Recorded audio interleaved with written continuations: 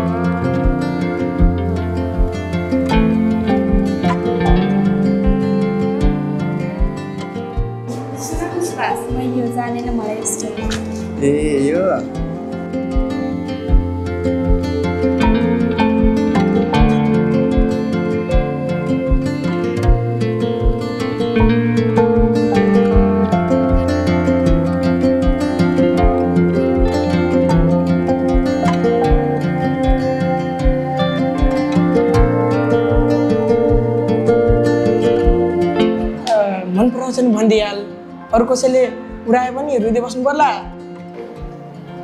ओइ मन पर्छ भने भन्दैन तैले नै उसले त भन्ला जस्तो लागेन मलाई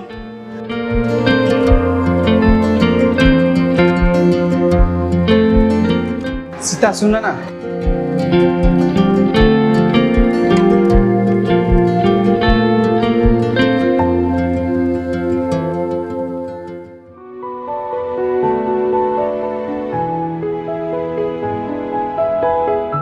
केही बोल्छौ कि चुप्प मात्र लागेर बसिरहन्छौ खै कसरी भनौ म यस्तो यस्तो गर्ने अनि भन्ने मलाई तिमी मलाई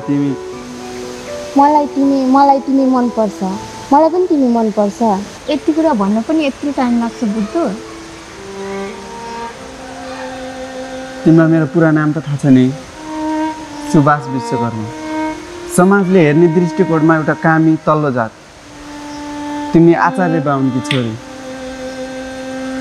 त्यसैले मनको कुरा भन्न सकेको थिएन तर नभनेर पनि बस्न सकेन आजभोलिको जमानामा पनि यस्तो कुरा गर्छौ तिमीले मलाई केही फरक पर्दैन यस्तो कुराले माया गर्छु तिमीलाई बस पुरै सक्यो तिमीलाई पो फरक पर्दैन तिम्रो परिवारलाई त पर्छ नि यो समाजलाई पर्छ सानैदेखि छुवाछुतको हेपाइ भोगेको छु सानो हुँदा साथी सङ्गीहरूसँग टिभी हेर्न जाँदा झ्यालबाट लुकेर हेर्नु पर्थ्यो अझै पनि गाउँमा पूजा रमाइलो हुँदा टाढाबाट हेर्नुपर्छ मासु काट्दा लास्टमा लिनुपर्छ समाज मोडर्न भइसकेको छ भन्छन् तर यो देखावटीको लागि मात्रै हो के भगवानको कुनै पनि किताबमा सानो जात ठुलो जात भनेर लेखिएको छ र कि भगवानले पनि सानो जात ठुलो जात भनेर भेदभाव गर्छन् र यदि भगवानले सानो जात ठुलो जात भनेर भेदभाव गर्दैनन् भने यो समाजले किन गर्छ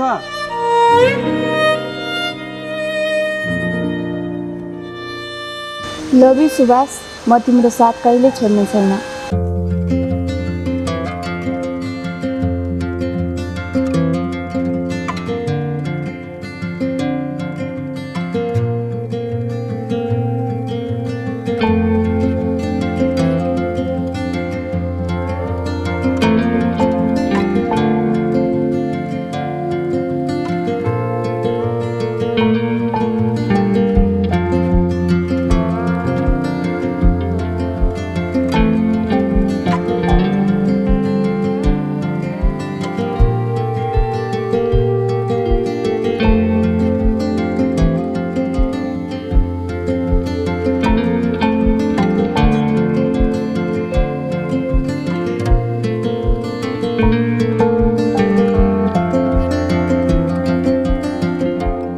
हाम्रो लभ परेको पनि 2-3 वर्ष भइसक्यो तिमीले एकपटक तिम्रो फ्यामिलीसँग कुरा राख्नुपर्छ यो कुरा पचाउन उहाँहरूलाई टाइम लाग्न सक्छ।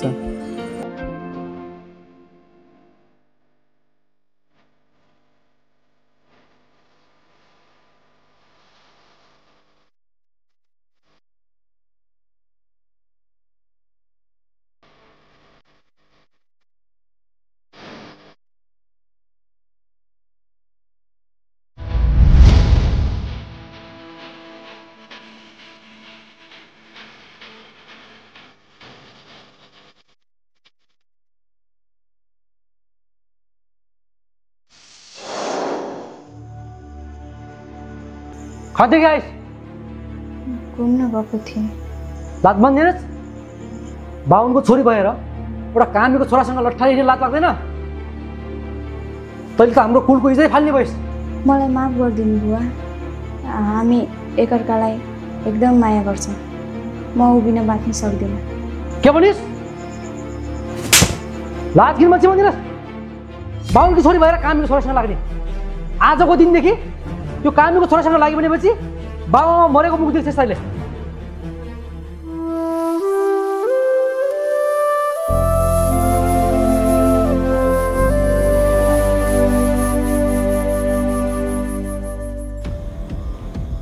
होइन हजुरले के गर्नु भएको यस्तो हुर्के बढेको छोरीलाई? त चुप लाग। बाबुबाजेले कमाएको इज्जत माटो मिलाउनु भयो अहिले। तैँले गर्दाखेरि पुलपुली के हो यो?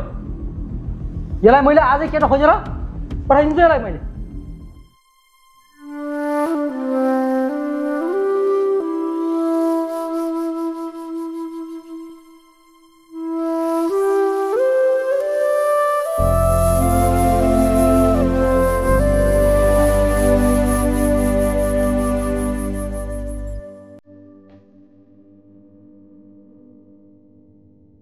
सुन बुढी, एउटा राम्रो कुल गर्नबाट केटाको कुरा आछ। छोरीलाई बिहे गरेर सब पठाइदिए। यहीले न तै डुबाउँछ। एकपटक छोरीलाई सोध्ने हो कि? पर्दैन सोध्न छोरीलाई। किन सोध्नु पर्यो? मैले भनेको हुन्न र? बरु बिहेको चाचाबाज मिलाम।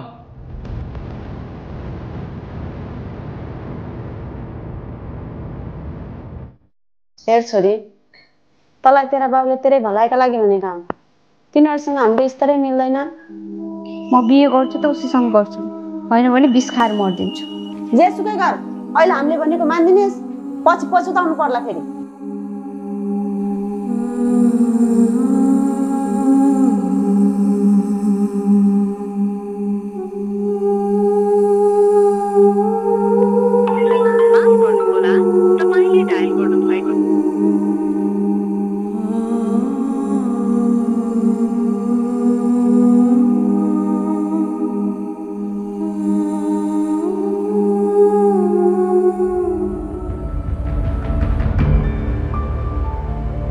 सीता, सीता, त काम किन आइस?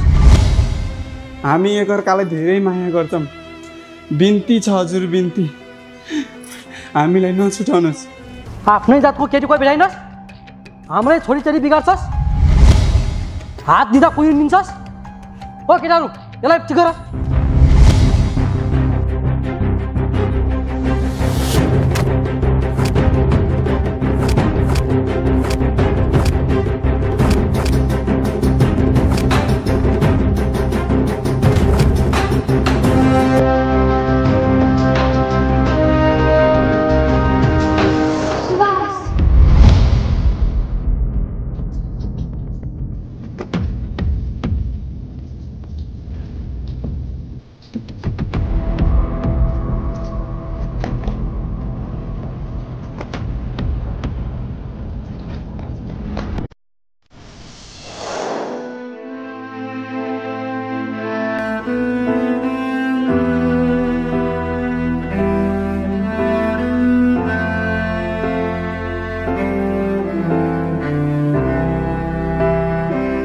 सुभाष,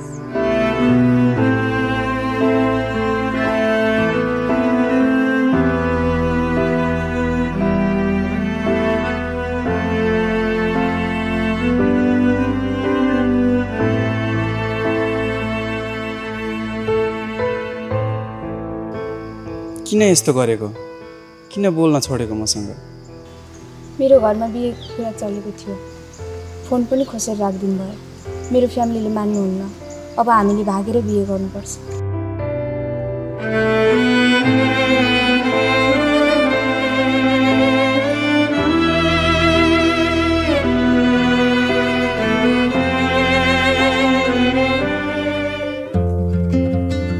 नानी बाबुको नाम के होला? सीता आचार्य। बाबुको? सुभाष विश्वकर्मा। यस्तो पाप म बोक्न सक्दैन बाबु है।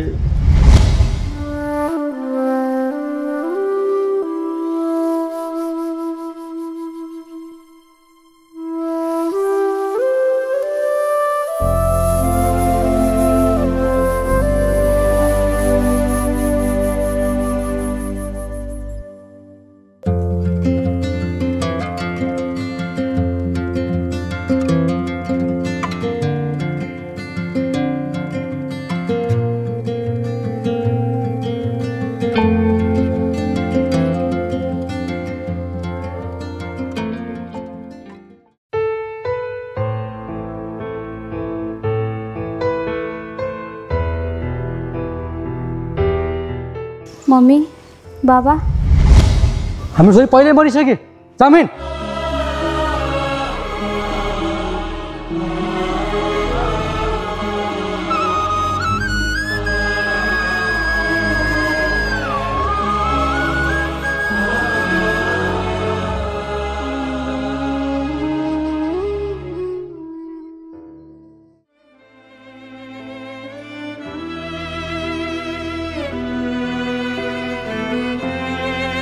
यदि तिमीले मसँग बिहे नगरेको भए तिमी कति खुसी हुन्थ्यौ होला है? तिम्रो दाजुभाइ लिन आउँथ्यो होला, माइतमा कति रमाइलो गर्थ्यो होला। म जस्तो दलितसँग बिहे गरेर तिमीले यो सब भोग्नु परेको छ। मलाई माफ गरिदेऊ सीता। यो कस्तो कुरा गर्नुभएको हजुरले? म हजुरसँग कहिले खुसी भएन र बरु हजुरले मलाई संसारको सारा खुसी दिनुभएको छ। अहिलेसम्म बुबा आमाले हामीलाई बुझ्न सक्नु भएन। बस त्यही कुराको पिर लागेको छ मलाई। यसमा हजुरको केही दोष छैन। हजुरले माफ माग्नु पर्दैन।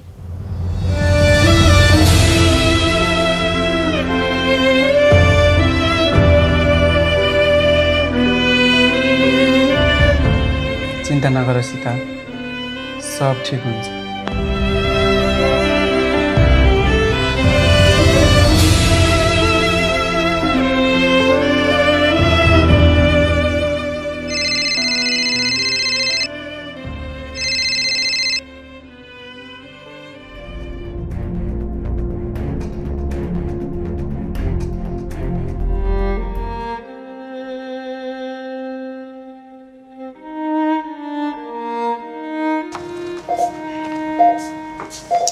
एक्सिडेन्टमा धेरै ब्लड बगेको छ। उहाँको जीवन बचाउन निकै गाह्रो छ। जति सक्दो चाँडो ब्लडको व्यवस्था गर्नुहोस्। कुन ब्लड ग्रुप हो सर? ओ नेगेटिभ। मेरो पनि ओ नेगेटिभ ग्रुप हो सर। मेरोबाट जति खुन लग्नुहोस्, तर उहाँलाई जसरी भए पनि बचाउनुहोस् सर।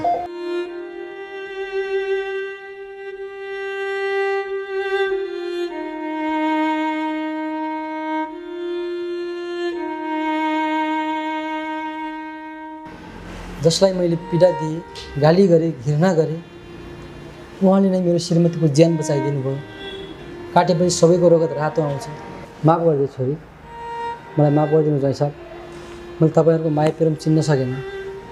जातीय भेदभाव गर्नु बेकार रहेछ। आज मेरो आँखा खोल्यो। यसपालिको तिज हामी सबै परिवार बसेर मनाउनु पर्छ।